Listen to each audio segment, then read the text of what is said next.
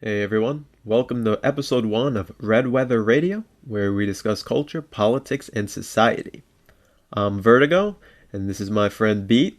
Thank you all for listening, and we hope you enjoy the show. So we were talking about we were talking about how people like the argument for defending pornography, right? As with all things, that always depends on where they're arguing from. So if they're a libertarian or if they're an ANCAP, they'll be talking about unnecessary restrictions of voluntary market transactions that don't violate the NAP. Well, okay, yeah, but for liberals, they there's an argument that it's we use the word subversive a lot, but it does kind of mess with your head, chemically, psychologically, and they would say that Even there's nothing wrong with it. It's just you know I would say that on its own would not be grounds enough to ban it. I see this argument made a lot from people I would agree with on a lot of things, and even on restricting it. But I would argue more so on morality grounds. When it comes to, as you're mentioning, influences, chemical or neurochemical influences, that is, that it can produce. I think VidCons or television, perhaps, maybe not quite the same, but foods, junk foods, different addictive foods with high sugar contents and so forth would also fall not under dissimilar categories, and I don't think that would be grounds enough to ban it. hmm, it's interesting. I think that it would be. I think that there are grounds to ban it. For children, perhaps, but not for Okay, adults. maybe not for adults. I think absolutely. I think you would be able to find bipartisan support in restricting access to children. Really, the question is just finding the momentum and the means by which you would do that as well. Are you going to have your licenses, as the UK failed, for Well, example? you really think you'd find bipartisan support? When you're talking about children accessing hardcore pornography, I Really? I think think that there's absolutely. no way in hell the Democrats would support a ban on pornography for kids because it's sexist or something. There's some. Depends on how you're defining children. If you're thinking of an 8-year-old, I know we've plummeted quite a good ways now with these drag story times and other media darlings. I can't remember the names of those kids who are going around to these Yeah, dance clubs and such and yeah, doing erotic dances. Desmond is yeah. amazing is one where he dresses in. Those kids are seen as heroes though for a lot of the But left. I think that's astroturfed. I don't think it's very organic. All right, fair enough, fair enough. I think that there are definitely grounds to ban it, definitely though, because I Oh, I think it would be morality, absolutely. I think it is a deeply immoral yeah, practice. I agree with you, and I mean I don't think the comparison to video games is really apt here because video games do have a certain utility. I mean, they're puzzles. There are narratives that are worth following and that are enriching. Well, how about pornographic video games? Uh, that's a good point. I would say, Those are yeah, real. I know. I'd say that those that you could ban those too. I think so. I would say perhaps banning would be too ideal. Don't get me wrong. In an ideal world, the best of all possible worlds, we would be able to achieve that. But I don't think that would be a realistic goal to work Yeah, towards for any I political agree. party, organization, or movement. I think the best option that you might be able to see last some time at least, that is, it won't be repealed immediately or ignored, would be, I think, restrictions of a sort, maybe through regulation that makes it more difficult to access, more difficult. I think most importantly, more difficult to participate in would be most important. Yeah, yeah, I agree that it's not realistic to get rid of it altogether. I wouldn't even be in support of banning these things just because I don't really like, censorship in these things. But I think that we're in an emergency mode right now. We've fallen so far. We've lost so much ground that it's just, it's all hands on deck, and we got to do. That's where I would necessarily I would disagree at least a little bit. Now, as I've always said, I agree, or rather, my position on it always tends to be something of morality or based in morality. When it comes to emergency mode, as you describe, I don't like the idea of being able to take exigent and unprecedented actions because we would consider it an emergency. That's what happened in Australia with the Port Arthur shooting, that resulted in the complete buyback scheme of firearms, for example, or New Zealand, all the after the Christchurch shootings, all the very terrifying actions that the government had taken. Yeah, yeah, I see what you're saying. Um, but the way things are, I don't think you're gonna get back to a place of um, a moral standing at all where we are right now. I think it's too ingrained in modern culture. It's too Well, I think the easiest, or not that it would be very difficult, but I think the most direct route to something of that sort would be reducing the role of public schooling. I think public schools do have a very profound influence on the morality of children coming out of them that they're cranking out.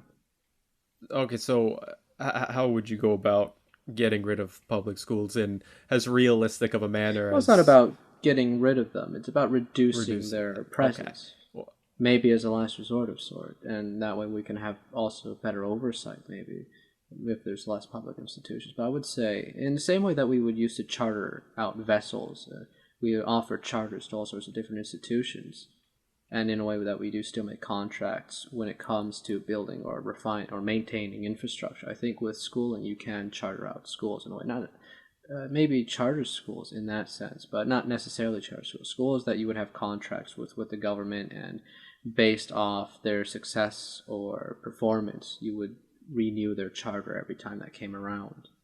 hmm, They create a market yeah. incentive to make more beneficial schooling, I think. And also would appeal to different markets, different demographics, whether they're religious demographics or right-wing demographics. Of course, you'll see your progressive schools as well, which will be a den of nightmare. It would be just the worst place you can imagine. But I don't think many people would want to send their children there. At least I would hope Well, I not. mean that you have that depends on how you answer this next question. Do you want to be on the right side of history, or do you want to be with all the Well, yes, old dinosaurs holding on to their Bibles and their, traditions and stuff? Don't you want to be on the side of history that's loving and accepting of all people, refugees and gays, and trannies? You want to be on that side of history, right? it's such a grossly simplified view of history, not to mention that people often making these utterances are very intolerant themselves, or not utterances, but making these proud declarations, grossly proud declarations, that they are the arbiters of tolerance, that in fact they are the pinnacle of tolerance across all of history, more so than Christ himself in their disregard for Christianity, or their disdain for Christianity, even for a lot of them. Right. Well, the a lot of people view the Bible and Christianity as tyrannical. So that's part of the reason I think they take that stance is because they see religion as tyrannical.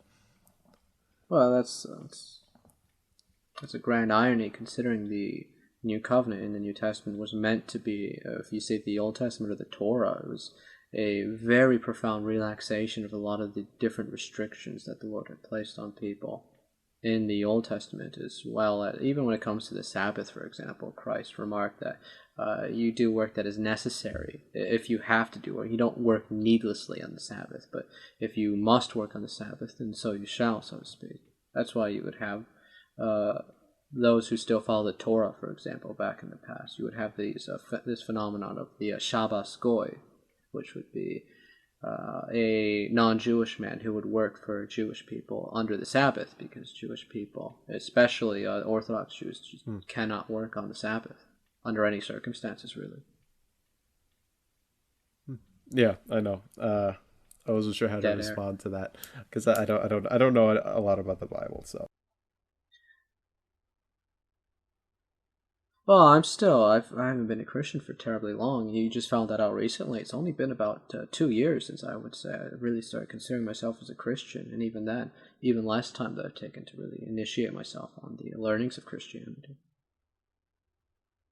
You know, you still know leagues more about it than me, but I mean, the fact of the matter is that Christians are the bad guys now. And if you look in the media and everything, you can see that nowadays most bad guys in, you know, horror movies. If you're talking about some kind of cult or something, it's always a Christian cult. It was on The Last of Us 2. It was an Outlast. The main bad guy is a deranged Christian priest. Um, and so they're the boogeymen of our Well, I time. think there's a twofold push on that, of course. I wouldn't be able to cite any coherent or how do I say, summarize evidence for that, but only, other than my own observations of trends in media and news articles and so forth. But you do see this sort of two-pronged push. One, to pressure the church externally, or the churches externally, and another one to pressure them internally. You see externally this pressure of you're going to become an outmoded institution. You lose your relevance if you don't get on board with progressive politics. And then internally, you see this sort of subversive element that you could say acquiesced to the external pressure, perhaps in some circumstances, and then other circumstances for why they are subversive as well. That try to reform different churches, and that's why you'll see these phenomena such as the gay priest that's openly gay, for example, and not only but completely unrepentant of the matter as well. That would proclaim it as something not only just let's say a matter that they're dealing with, or maybe they keep not hidden per se, but they downplay, or not downplay. What's what I'm looking for. They don't boast about it, but rather it's Right. something Yeah. that they would see as a moral good now that they should actually advertise to people. Yeah. Yeah. And that's interesting because it's kind of counterintuitive because by capitulating and giving in, it tells the greater public, oh, you gave in, so well they must be right if you're not willing to take a stand. If you're willing to go along with all of their games and everything, then oh, okay, this must be okay.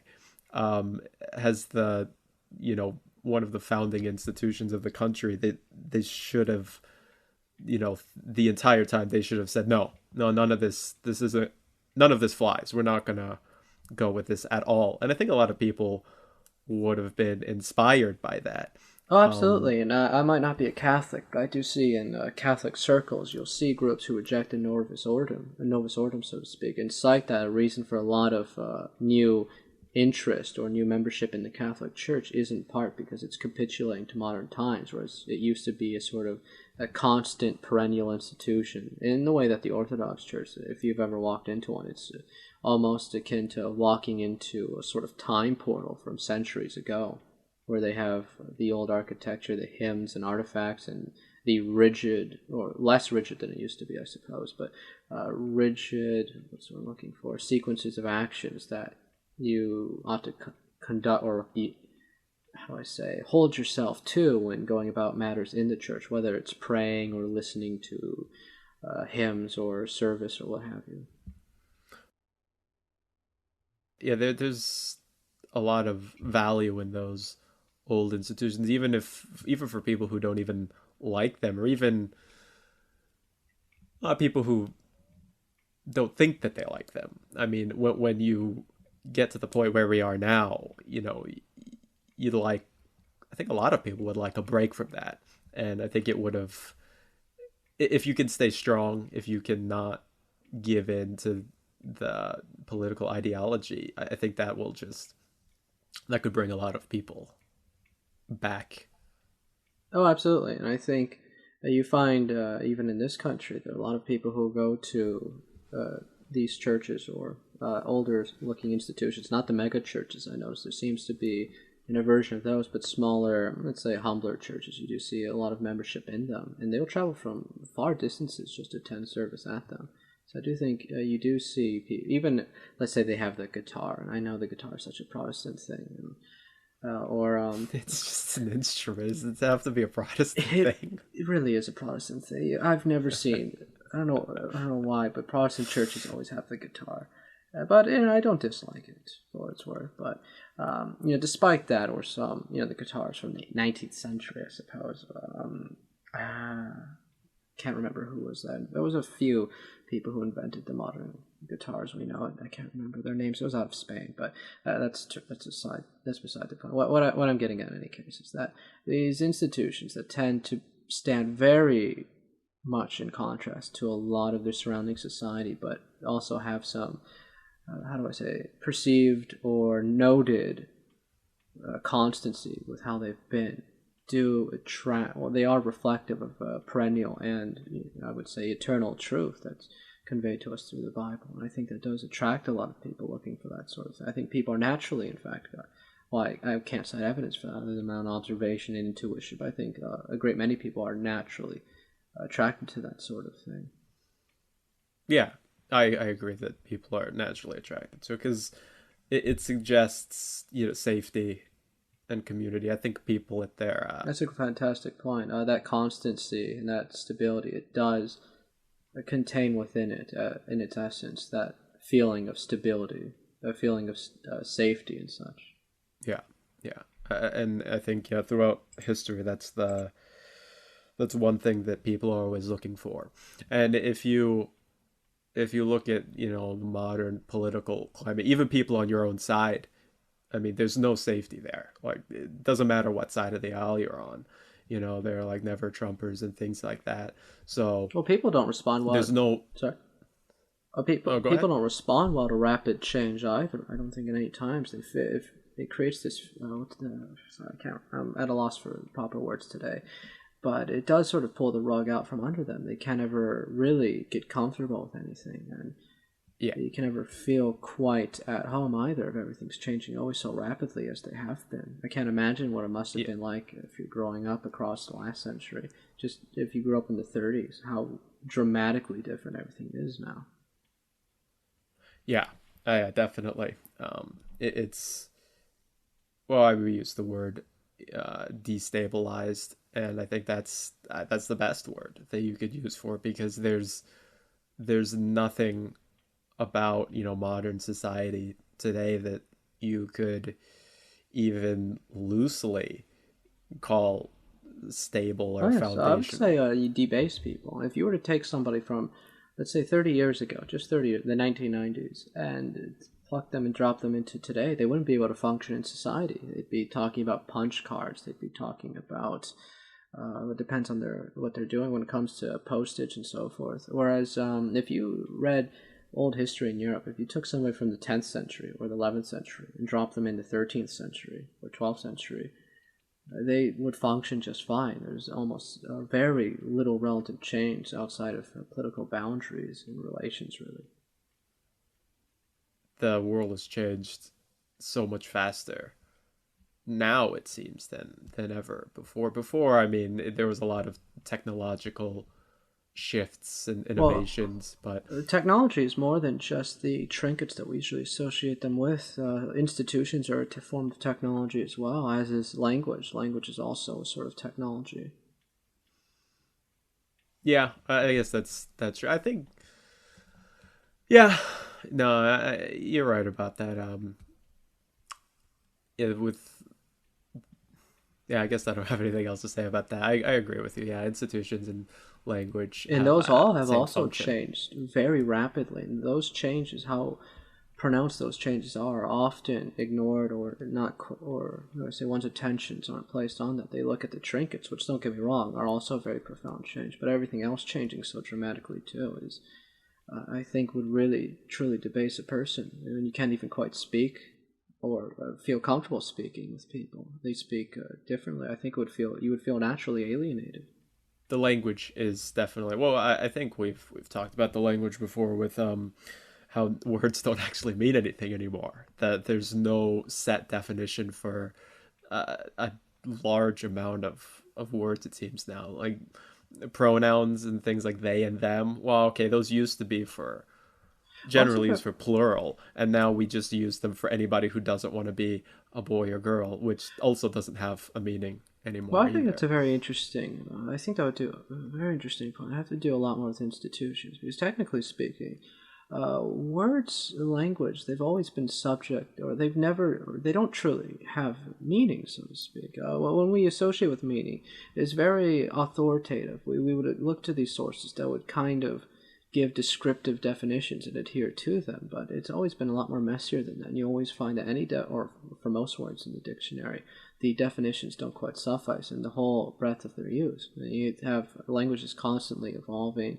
that you have constantly changing polysemes, for example, or you have slightly different inflections for them, or you'll see fossilization of certain, let's say, morphemes. You look at the ment inflectional morpheme, for example. Technically, you can use that for more words, but it's fossilized. So, in terms of syntax that we would consider proper syntax, no computer will recognize archivement, but they will recognize pavement, even though you're using that morpheme productively and in a sense that's consistent with the rules that are you could at least infer from the language. That's all great and all. I don't really understand a lot of that stuff, but for most regular people like me, Oh yes, it's that a word has a meaning, and that meaning should remain the same for the most part. I mean, there are exceptions, of course, where but I think there is a great deal there where people's lives are so impossibly complicated. I think, and there's so much choice that they would much rather prefer to have such responsibilities as determining the meanings or agreeing upon the meanings of these words, delegated to some sort of, let's say, institution. But I also think even in their own common lives, they're agreeing upon informal meanings for words that would not make sense outside of their own circles. When it comes to language, it's very interesting. How should I say? It's a complicated, it's an impossibly complex plexus, so to speak. But what language ultimately is, however, is ultimately, for the most part, it is a reflection off of visual spatial experiences. One of our senses, or a combination of senses and sequences, are then sort of crystallized by these languages. And so, technically speaking, every word means something a little different to everyone. That's why we can hear the same word, and you might think it's bad, I might think it's good for those reasons, because we have different memories associated with those visual spatial experiences, or that invariance that can be, in a sense, crystallized by language. Or let's say a sound stream, just a sequence of a sound stream. yeah, yeah. Well, again, I don't have a lot to say about that. You think you covered all of that very well, and you're in a better position to cover it than I am. Um, but let's go ahead and move on to education. We were talking about um, the fruits of education, Is all right? university education good? Right, that was And something we were discussing. Yeah. and when I was and what this topic reminds me of is there's this discussion among some university students, and there was a consensus reached that was I can't remember what the consensus was, but it really just was an anathema to common sense to use a dead. Just I don't like saying that phrase, but what you would it was quite a very nonsensical consensus. I'll put it that way.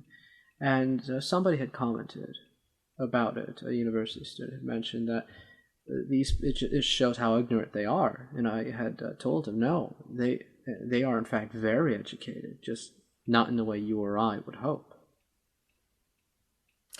Yeah, yeah, that's one of the major problems with university education nowadays. It doesn't offer anything that's worth learning in a lot of cases. There's the meme of liberal arts degrees, bachelors in liberal Yeah, arts. yeah. I mean, liberal arts. It has value. I mean, Depends on in what you're its studying in the liberal traditional, arts. yeah, the traditional sense. I mean, psychology is a liberal art that has value. Um, Languages too. You could study Languages another have language. value. I like writing. I like literature. I consider those to have value. Insofar as you're sort of carrying on a legacy established by, Oh, you know, absolutely. A hundreds culture of shield years in a of sense. history. Yeah, it's a area of culture that needs to be preserved. Um, it is how much of today's university education would you say is corrupt beyond being useful? If you had to throw a percentage on it, what would you say? Jeez, that's a tough question. Oh my goodness. Oh man. Because I think, for example, I see a lot of communications majors, and a lot of them, they don't seem, even in my own personal experiences, but I think you do see the sentiment shared a lot that communications majors tend not to translate to jobs or careers related to their major. Yeah, what does a communications major do exactly? I'm actually not entirely sure. I should ask my friends. They've had it a few times. I know a few friends that were communications majors, but I actually don't quite know the extent of what they studied.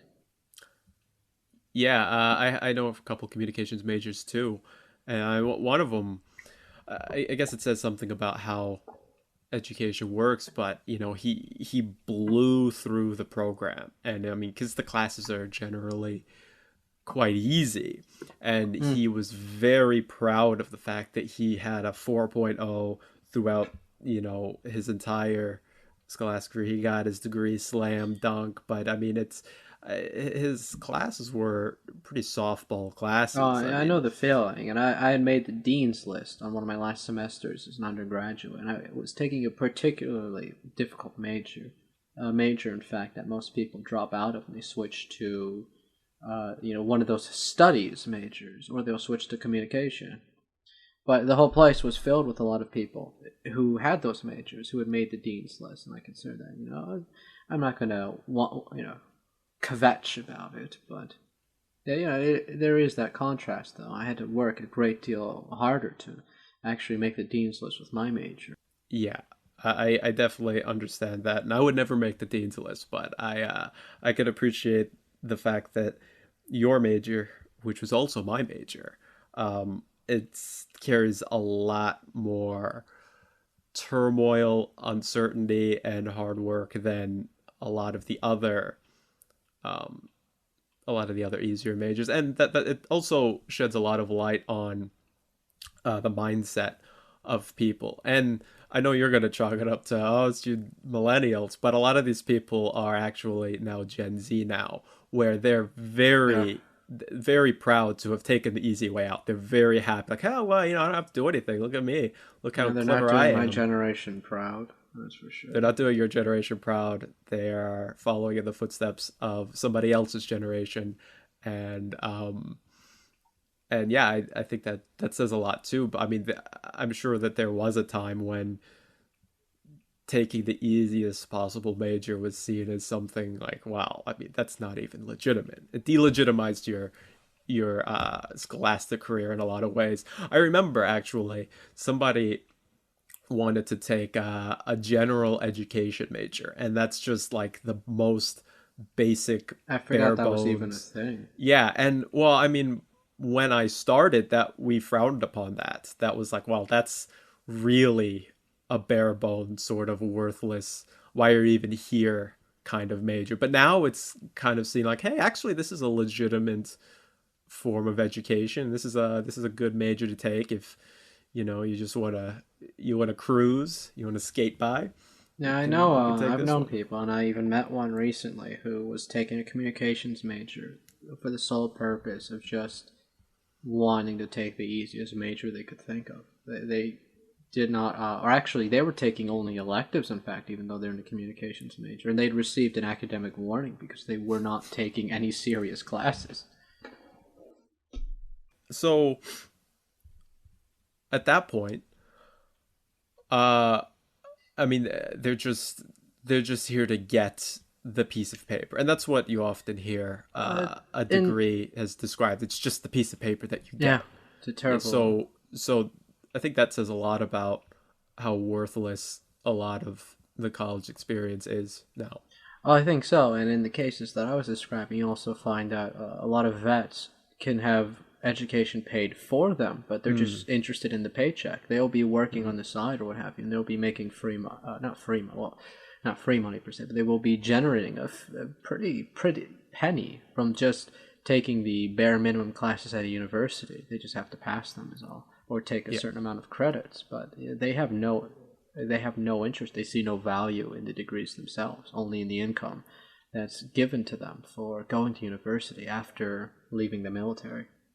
And not only that, but there is also the value in the experience, just partying like crazy. I know a lot of military guys, Friday night, Saturday night, even Sunday night, it's open season. You just go out and all that, that pretty penny that they made, they just blow it immediately. That's what I was That saying before. Millennials tend to be bad with their money.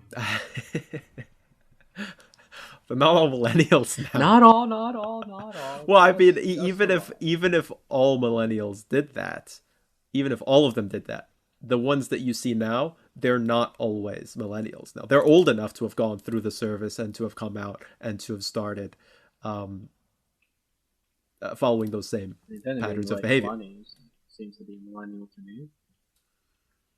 I think 24 now Jeez. is As a Zoomer.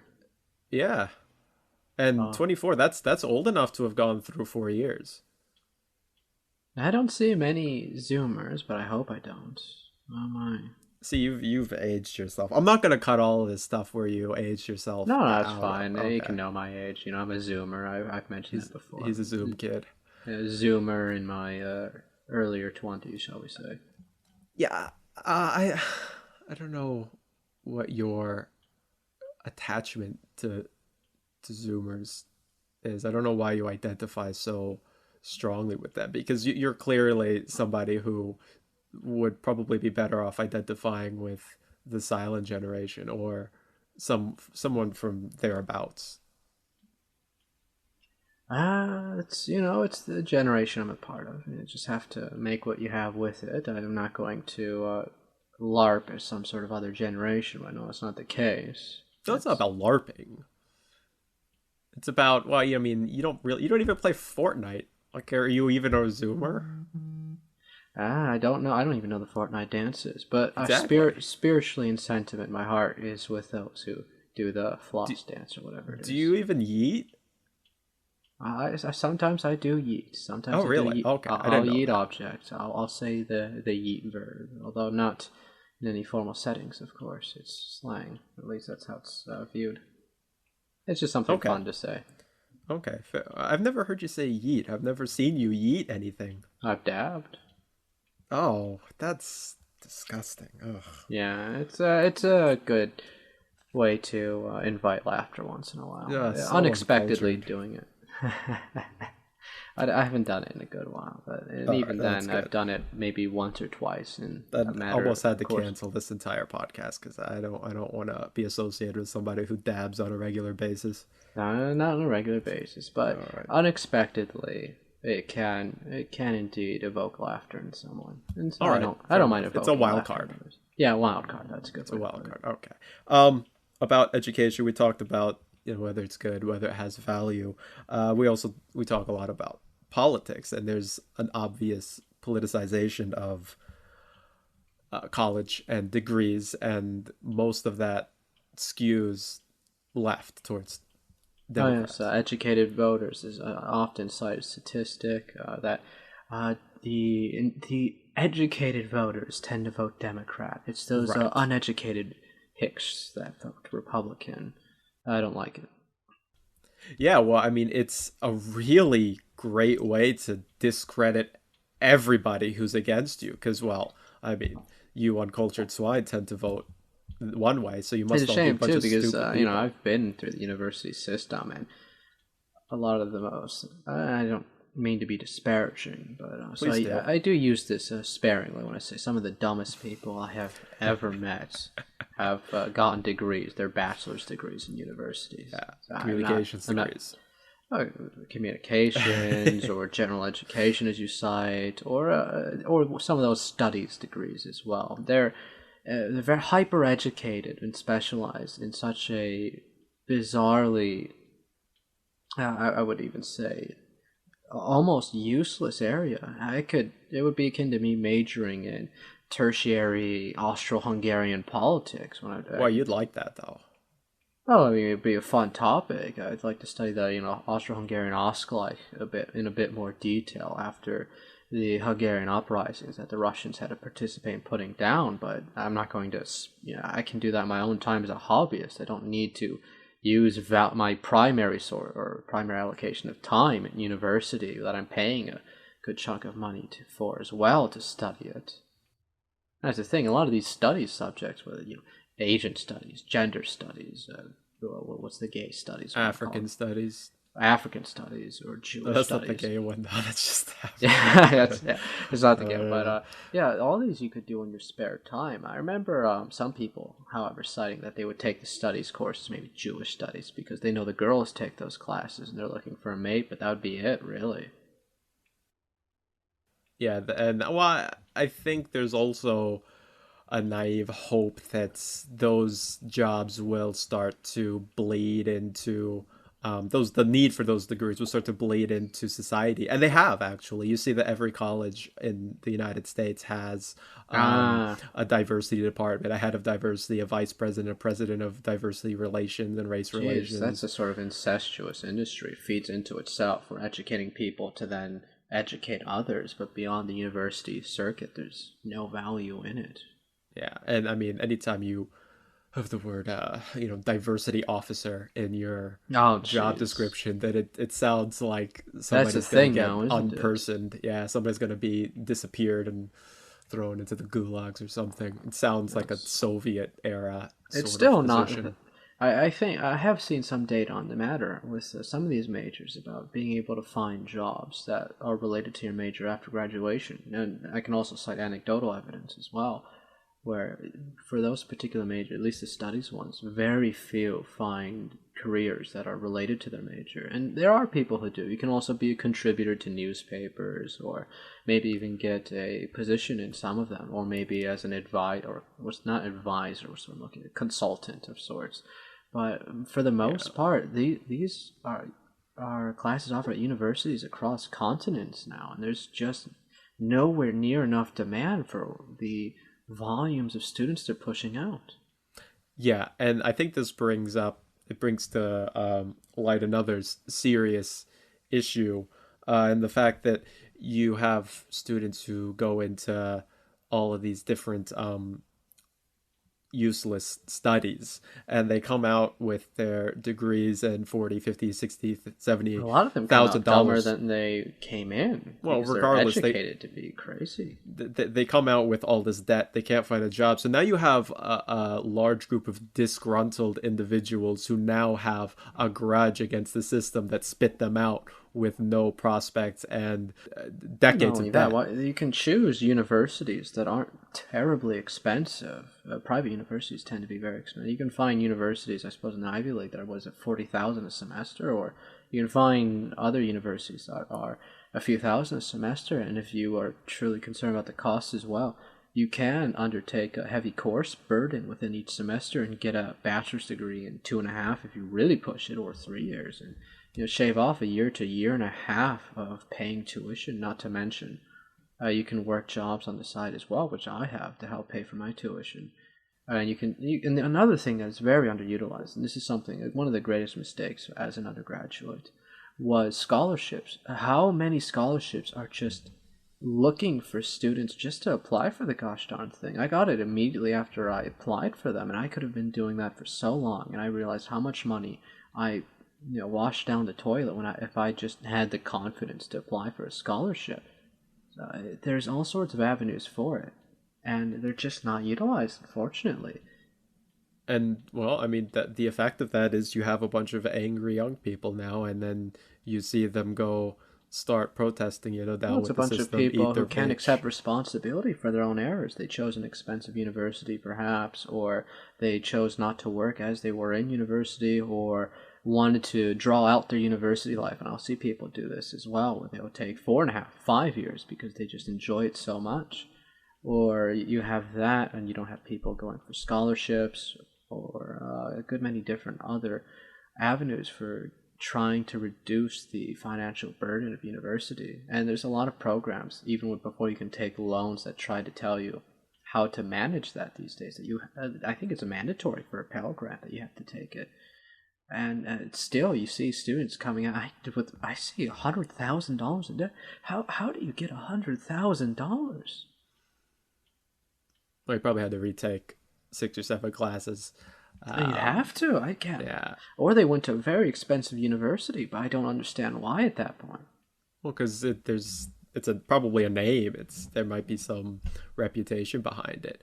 But I mean, I agree with you with taking responsibility for your education and everything. But how can you even acknowledge there's a responsibility to take if you've been kind of raised to Yeah, I've heard not even be this. aware of I've a heard thing this called one. responsibility? The sort of notion of predatory loans that 18-year-olds are in a sense preyed upon by these large companies that want to sink them in hopeless debts that they really can't get rid of for the rest of their lives. Yeah. I've heard this argument, and I think it gets to this point when do we start defining an adult, for example, but more, and I think this also ties to the failure of families, but ultimately beyond a certain point, maybe when they're 20 or what have you, you have to start, even, okay, perhaps you got preyed upon, let's say, well, you should realize that, okay, that I made a mistake, and try to, take action to try to better your lot in life, I think.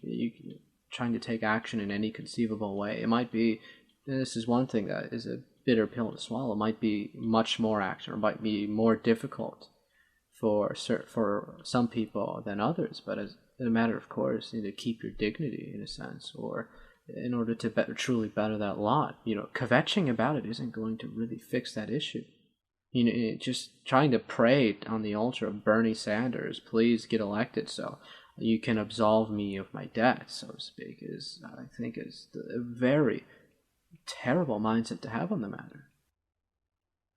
You're also living in the age of government where they're like, yeah, we'll definitely just throw handouts left, right. So we're definitely about, even if maybe they don't follow through, they're telling you that we, the government, want to take care of you and give you handouts. So at that point, people are like, well, all right, government, let's go. Give me Well, what I that's need. a terrible problem in itself because that creates what's described as a moral hazard. You're insuring people against the consequences of their mistake, and so there's really no disincentive to keep committing those mistakes almost habitually or impulsively.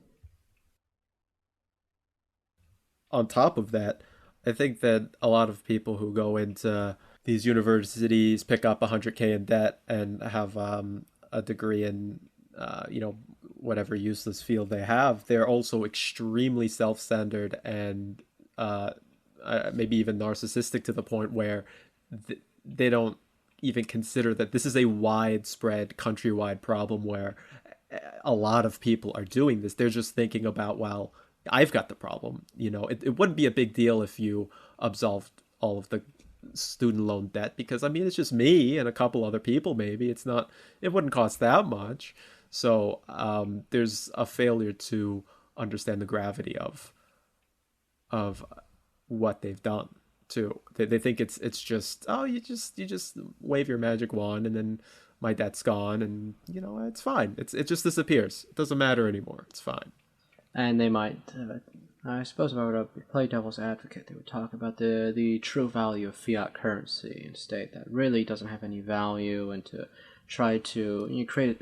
Maybe they might even use terms such as a debt slave, that trying to how do I say, lord over people with currency doesn't actually mean anything when you could forgive it or have the government pump out was it money maker or money machine go vroom, as the meme was. That should be considered a very viable option, and there really isn't much of a reason not to. However, again, when it just comes to practicality or being realistic on the matter, to solve your own problems in your life, you should not be waiting or making or leaving everything to be contingent on mass movements across, paradigm shifting changes across an entire country, when you could take immediate action the very next day in your own life to try to make things better. You could change your major, for example, to something that's correlated with, a high degree or a high level of income, or something that in certain areas. And for example, where I live, my major is heavily correlated with the career path that I can choose. That's not the only reason I chose it, of course, but that was a reason, of course. If it wasn't, I of course would not have. There was a philosophy major, and that would have been great to have studied, but I'm not going to get a job being a philosophy major. Maybe as a, my spare time after I have a career, I could take a graduate course, on a weekend evening perhaps, but that would be it. Definitely. Well, I think that it's not going to go away. We're going to have to deal with a lot of dead weight in the educated class, and the educated class is also, really prideful. They think themselves Oh, to be the absolutely. best, and so that's a good, They're yeah, entitled. it's a good game to play when you're voting, because as we mentioned before, all of the smart people vote for us. Who are you? If you're voting for the other people, you Yeah, must be that's true. stupid, and nobody wants to be stupid. It reminds me of that meme too, that the degree doesn't mean anything. It's a piece of paper you were mentioning earlier, and it's half true. I Yeah. would say the degree by itself doesn't mean anything. If I put the degree on a resume of mine, that by itself wouldn't mean anything. What's equally as important is my achievements, my cover letter, what I'm able to articulate, as well as what references I'm able to provide, other things that demonstrate that my major has indeed left a capacity or has practiced my hands, so to speak. It's not the destination, it's the journey. In a way, It's the friends you absolutely. made It's along the not just. way. It's the same thing. If you're teaching a class or when you're trying to learn anything, people unfortunately have this mindset. You show up in the classroom, and that it's in itself is all that's necessary to learn something. When, unfortunately for them, and what is actually the case is what is most important is teaching people how to be autonomous, teaching people how to learn on their own, how to practice on their own, how to research and investigate on their own. Because you think of a classroom that's 3 hours a week, you think you're going, don't get me wrong, it's something, but you're not going to be able to master a skill or something particularly difficult with just 3 hours a week. When you could spend a single evening, let's say 2 evenings, 2 hours an evening reading reading books or practicing, reviewing notes, or what have you, and that alone is already doing more than the classes. In a sense, it's perhaps it won't replace the class, but it's also very important for being able to remember what you even covered in the classes. That's true. That's true. Yeah, I agree. And well, you're not taught how to study on your own. You're taught to rely on the teachers and And that might be a perverse incentive in terms of profit incentive and trying to make people more dependent on it. But I suppose I'd have to leave it at that. Yeah, it's very possible. I would not like to impart that motive onto the teachers, however, but I also know, having worked at some of these institutions, you do have marching orders that come from above that can greatly inhibit what a teacher is able to do in the classroom or in their curriculum and oh so well, forth. yeah. I mean, at a certain point, a teacher has to, put food on the table too. So I don't necessarily say it's made out of malice or even knowingly. Sometimes, as you mentioned, there are also instances where you get your orders and you gotta follow them, and that's just the way things That's are. true. And there are people who might be researched on a subject or well read on a subject, but they don't know how to teach it really. And as an undergraduate, I saw this complaint among some students where it's clear the professor knows what he's talking about, but he just can't teach the class. He can't organize it. He can't really create a curriculum or a syllabus that motivates the students or that doesn't encounter very serious errors when it comes to students being able to understand what's going on or really understand the course material, and then they receive their examinations, the validity checks in a sense, and they fail them, unfortunately, Yeah. and then they change their major to some studies or some communications major, what have you. Let's move on to our last topic today, which is going to be rent. You've seen the topic of rent in the news a lot lately in New York City. Well, and that's the oh yeah, In that's New right York City, actually. a lot of people are just unable to pay their rent. The lockdowns have put people in a place where they just can't make the payments. And Oh yeah, they're talking about mass eviction, but also you're seeing these movements, these I wouldn't say covert, but at least movements of a sort that communicate. I don't know how you would describe it, but other than covert, I suppose, for lack of a better word, talking about mass rent Right. Yeah, boycotts that and was such. the thing I was gonna touch on. It's in the news, but it's also manifesting itself in the riots and the protests. It's being sort of adopted as another cause. Also, Antifa talking point, and a lot of my friends that I know that are very left leaning also tend to be very sympathetic to the talking point, or I suppose the positions espoused by those who reject rent as a valid form of income. Yeah, I guess it goes back to that, communist idea of, I guess, the private property and means of production. I guess the apartments are a means of production. I don't know. And this is specific. Well, land would be a sort of mode of production, yes. Although that would predate what they would typically refer to as the means of production. However, in this particular case, I think this would be very similar to what they would see as the theft of surplus labor. Oh, They right. pay you a certain amount for using your labor, but they make a lot more money, and in that they view that as theft. And rent, in a sense, is I think would not be far off that line of thinking. Although I'm having difficulty thinking. Oh, I think it's this idea that you're not working, you're just Right. collecting Yeah, money. okay. I Although think you're right on that one. just The idea of you're not working, you're just sitting back and collecting fat stacks while other people go out and do the work. I think that's what I've heard to be the crux of the argument too. yeah, I think so. Yeah, so what do you think about that? I mean, I kind of know what you think about that, but why don't you tell me in detail?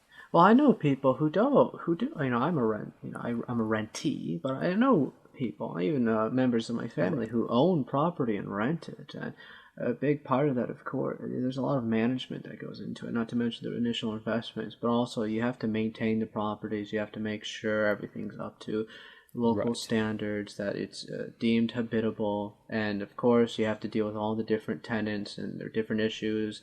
You have to then try to or how do I say, schedule, You let's say schedule. plumbers or things that you fix. You have, It's yeah, schedule. That's schedule. what I Yeah. said.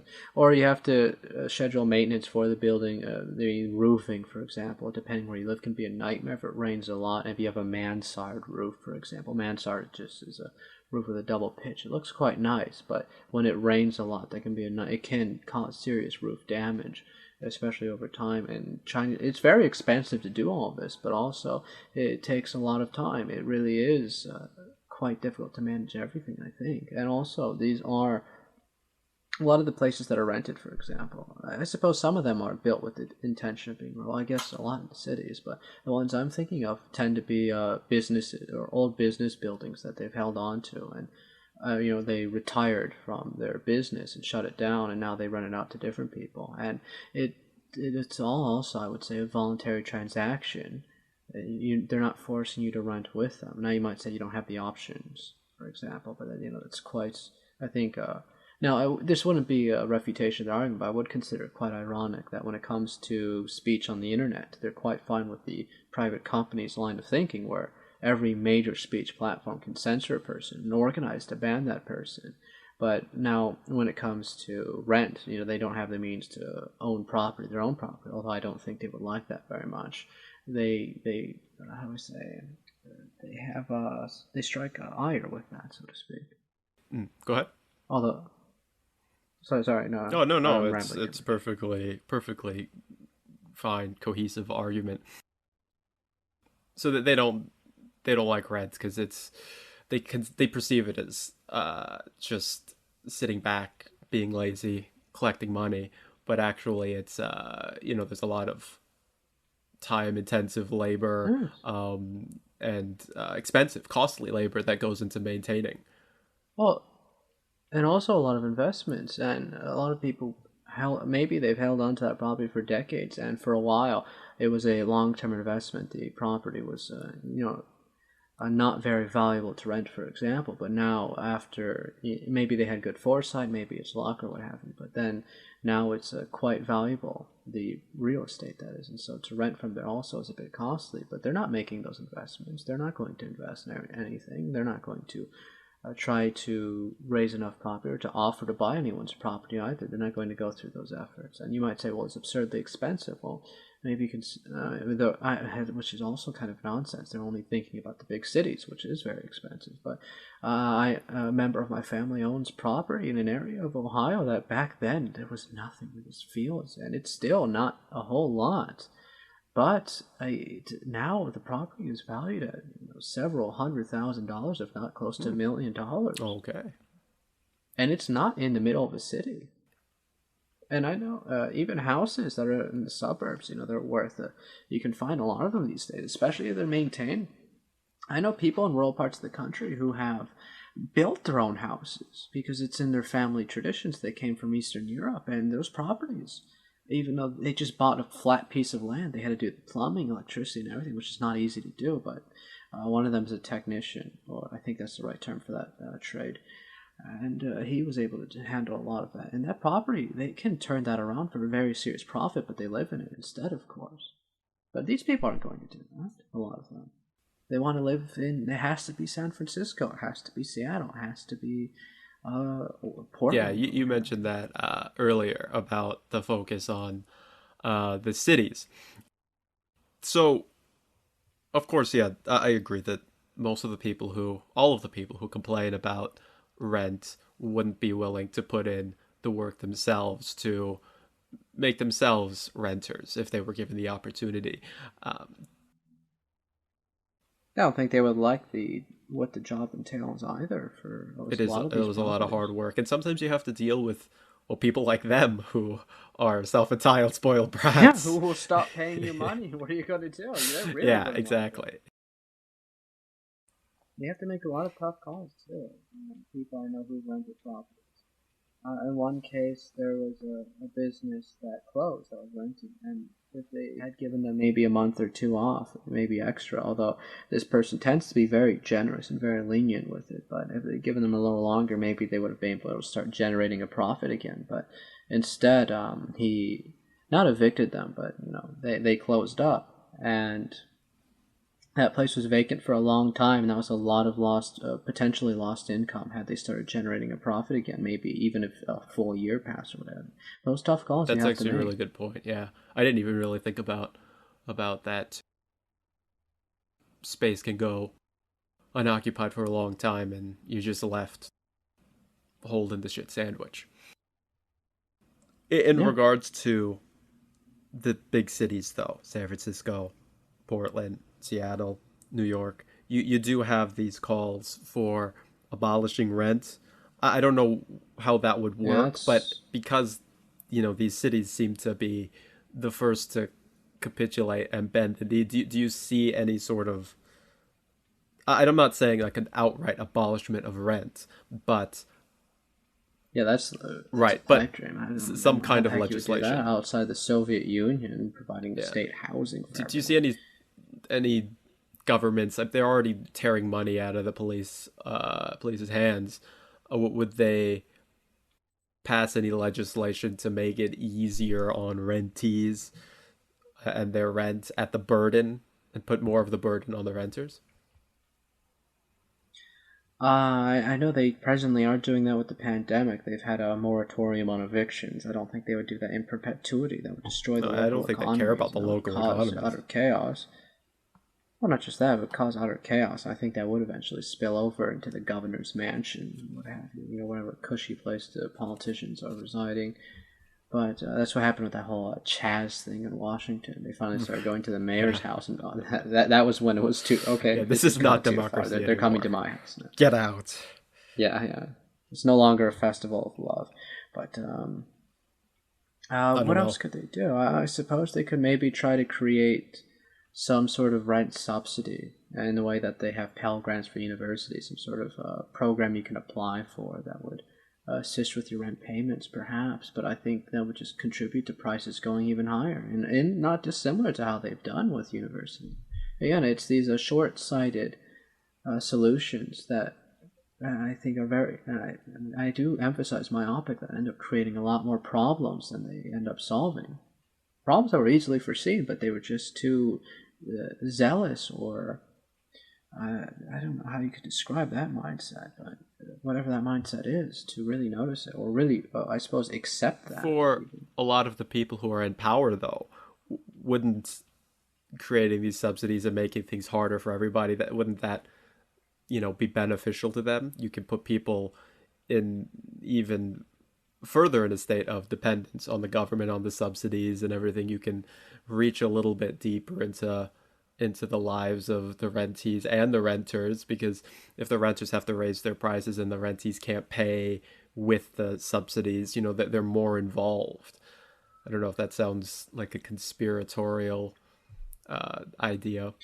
Uh, yeah, I don't know exactly what they would stand to gain from something like that, but I suppose that the systems of the sort do tend to like being able to have control over everything in a sense, or they love expanding their control. That's why you have a very real observable trend where rights are taken. They're very rarely returned to people. That's what a lot of libertarians would caution against, even with the coronavirus response in the U.S., that they're worried that certain rights won't be returned once they've been Oh, surrendered to of the course, they government, definitely so to speak. won't. I mean, I don't see any situation where we go back to the way things were, and it's not because of the coronavirus. It's just because we wanted safety as a populace, and so we were willing to trust the government to give us the safety, and in doing so, we forfeit a lot of our civil liberties. And I've mentioned that to people before, and they think I'm absolutely nuts. They think I'm completely bonkers, out of my mind when I say that. I don't think, in many countries, I think that's a very common opinion, in fact, and including, let's say, Japan, for example. They never had a single lockdown whatsoever because they looked at the Constitution and found that they could not constitutionally justify it, and the people would never have stood for that happening, I don't think, which is quite, I suppose, ironic compared to the U.S., where you really have very quickly just these broad, sweeping lockdowns, and to the in their very much in their totality as well. Businesses couldn't open, people couldn't leave their houses. It wasn't as bad as the UK, thank goodness, but it was still quite. I think at its worst, it was quite surprising just how far and how quick they could move with that. And I understand before people would how do I say what's the word I'm looking for? Well, they would be quite upset with saying these sorts of things because they believe these responses or measures are necessary. I think, of course, a lot of this is to link it back to the personal responsibility with the government. Is the reason why in Japan, even now, it hasn't been necessary. It just has to deal with a lot of personal responsibility as opposed to depending on the government for everything. A lot of companies volunteered, they say, voluntarily complied with the requests put out by the government in Japan, as opposed to the U.S., where the government had to send policemen to force places shut. And even in a lot of these places, in New York, they had comedy clubs operating underground and such. And it's been, I just don't know how to describe it other than if the government doesn't say we can't do it, then we're definitely going to do it in a sense. And I think it's a terrible mindset to have because you don't want the government to have to control every aspect of your life. That's, in a sense, really inviting a totalitarian system. Yeah, a lot of people would say that you do want the government to control everything because they have the power and they're capable of enforcing wide scale lockdowns. And Oh, the U.S. government is most definitely not well, capable of that. It's people would almost say that they are capable and that there need to be mask mandates, and if you don't follow them, you need to be fined or arrested or. well. This is what I mean again when I say it's always very impulsive. It's very myopic. They don't quite really give as thorough a thought about it as they ought to, or perhaps maybe it's just what's what I'm looking for. Uh, protected or shielded from opposing views in a sense if they do think about it. Maybe that's the case. I don't know, but this is, for example, they're talking about police interactions. This has been a big topic in the U.S. where we need to lessen the number of police interactions with people because too many of them, especially for a number of people, I say with black people, because too many of them end up in lethal confrontations. And now with masks, they're saying, well, we'll just give people fines and then a natural escalation. If we give them fines, well, and they still ignore it, then we have to take them to jail. But I would imagine there would be a very rapid increase in police interactions, especially, I think, with black people in the U.S., but also with all people across the board, naturally. And then you might see the increased likelihood of lethal police confrontations, and they won't like that very much either. Yeah, yeah. I think that if it were to come to that, the police would be so adamant about avoiding potential confrontations with black people that they'd probably just let them go. I don't think that they would really drive Oh, home and that would again negate the effectiveness of the entire policy. Then, what's the point of a mandate then? for white people. I guess, but then you're going to have what you see a very outsized impact on heavily black areas of the U.S., and then this then is considered a racist, and then the racism would be that the police would be deliberately not enforcing it in these heavily black populated areas because of the fear of confrontations. And if you were to push them to do that, then you would see again the consequence I described earlier. Or if you didn't, then you would see the spread of the disease in these heavily black populated areas. But again, ultimately, neither has to be the case if the average person, every man in the U.S. would, how do I say, felt much more in control of their own lives or felt compelled to act in their own That's a interests. really good point. Yeah. I think a lot of people don't. It's not that they don't even feel like they have control of their lives, but when they do try to assert some sort of control, they are immediately hammered down. Like with the masks. Personally, I wear a mask when I can for a few different reasons, but I mean, if somebody doesn't wear a mask, I mean that's their choice. I don't demonize them, but there's been this move to moralize the wearing of a mask, not wearing of a mask. And if you don't wear a mask, you must be a bad person who wants to kill grandma. And because of that, Yeah, the mask oh, thing is sorry, a go ahead. the mask thing is a complicated issue. Where on the one hand, well, I don't even know how to begin approaching that one. You can ask doctors in the past, and look, will wearing a mask keep me safe? And they could never really tell you with a certainty yes, but I'm not going to say that masks are ineffective. A lot of the consensus seems to be that is the case, at least. And this has always been the culture in a country like Japan, where people would wear masks if they were sick, so that way they wouldn't get others infected. Now, of course, the situation is a bit more complicated than that too, because people don't know they're sick. They might not think they're sick, or they might not actually be sick, but you're still telling them to wear a mask, and that's quite unprecedented in Well, any country, yeah, I mean, really. the point isn't whether the masks are effective or not, but people do believe that they are, and they're kind of lording it over people's heads. Like, and they start to, morally grandstand, yelling at people, "You gotta wear a mask! You gotta wear a mask! Get out of here!" They turn hostile towards anybody who forgets their mask at home or doesn't want to wear a mask, and it's That's something I'm ambivalent on as well, because this would be a form of social shaming, which would be, I think, preferable to making it law and having police called on individuals who don't. But on the one hand, yes, but on the other hand, I do worry about the given trends of, or how do I say, the overzealous, or the, what's the word I'm looking for, rabid, almost crazed, how do I say, reaction to somebody not wearing a mask. I have a notion, a feeling that if you just left people alone with the mask, you're not going to convince everybody to wear a mask. But if you just left people alone, you'd get a lot more people to maybe put on the mask. But the second you start telling people, you can't do it, you can't do Yeah, I it, think you got to wear a mask, then people are going to, act in defiance just to spite you.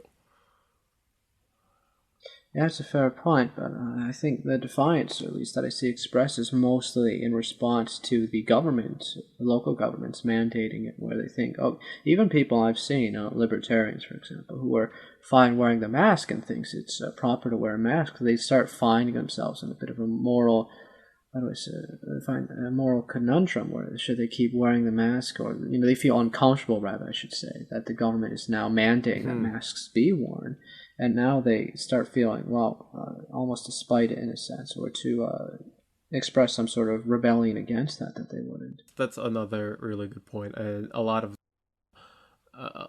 the resistance towards the masks is also because the mask mandates that are starting to come down, and then Yeah, there's nothing of there's that nothing sort in of that Japan. sort. That's right. And since we're on the topic, it sounds like a second wave of lockdowns are starting to go into effect. I think California already Uh, started shutting things back down. So, what do you? What's your take on a second wave of shutdowns? well, I don't even think there should be lockdowns. Again, in a country such as Japan, there never was any lockdowns. It was always about voluntary cooperation. But And yeah, but if it's gonna happen, it seems like it is starting to happen. Like, what's going to be the outcome of this? People have already been locked in their houses for months on end, and then they watch the media cover for massive riots, and talk about how racism means it oh, I means have that we seen don't that. have to. These people don't have to lock down because they're fighting a greater cause. But you all have to lock down. You all have to shut down your businesses.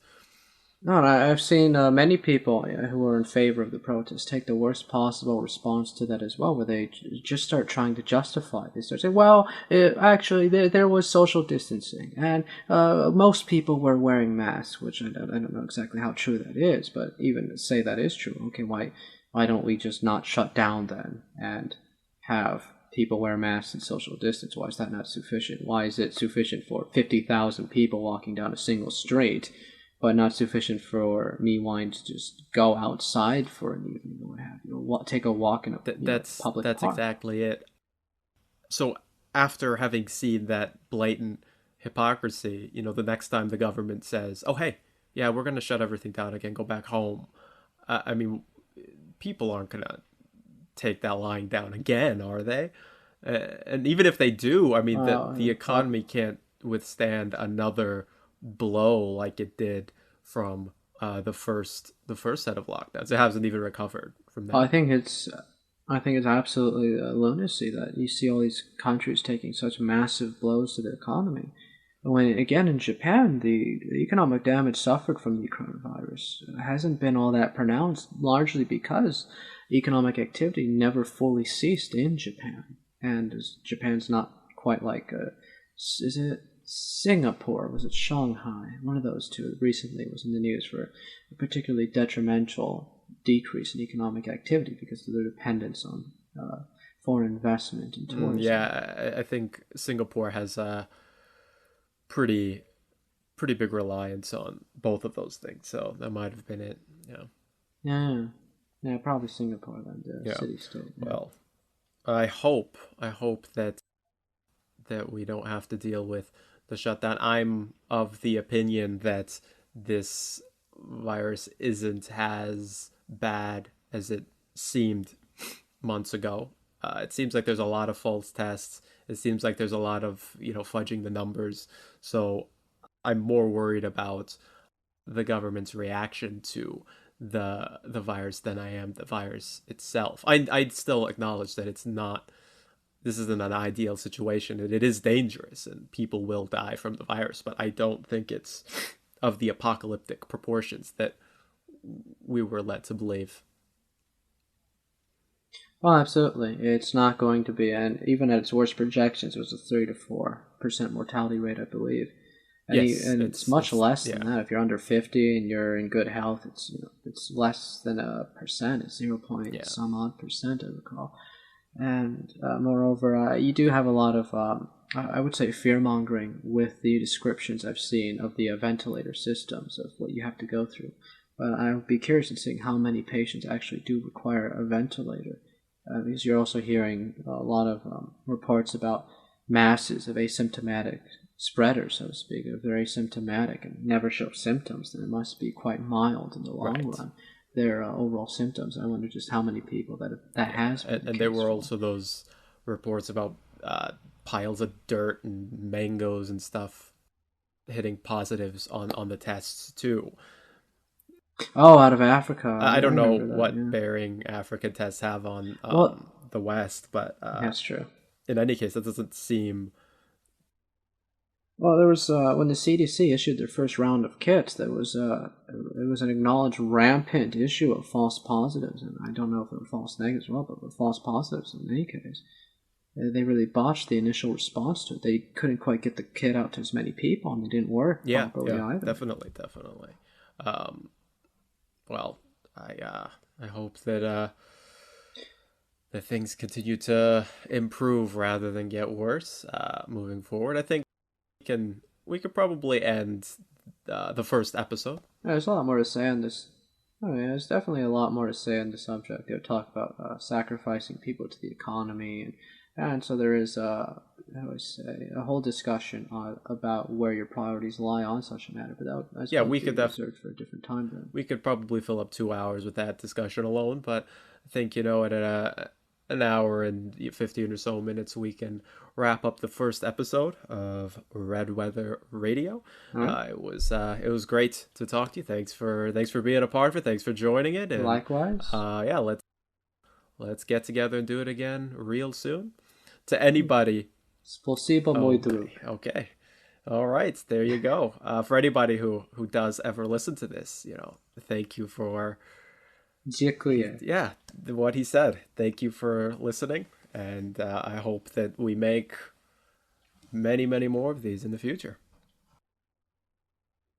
Likewise. See you later. Catch you all later.